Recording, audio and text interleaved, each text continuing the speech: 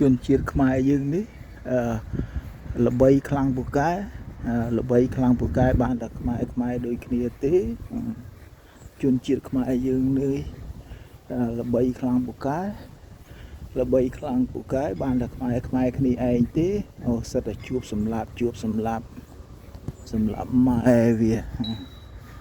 សិតតែជួបសម្លាប់ឪវាជនជាតិខ្មែរយើងអួតលុះខ្សែជនជាតិខ្មែរយើងអួតលុះសង្ខារជនជាតិខ្មែរយើងនេះ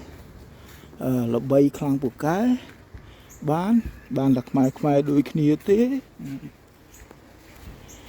ជនជាតិខ្មែរយើងនេះល្បីខ្លាំងពូកែបានតែខ្មែរដូចគ្នាទេ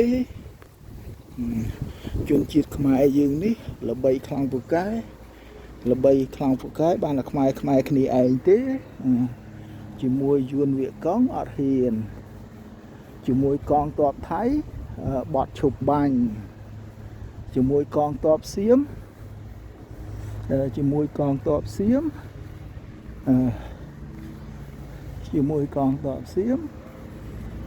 អត់ហ៊ាន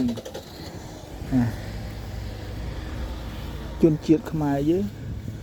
ល្បីខ្លាំងពូកែបានតែខ្មែរគ្នាឯងទេជនជាតិខ្មែរយើងល្បីខ្លាំងពូកែបានតែខ្មែរដូចគ្នាទេ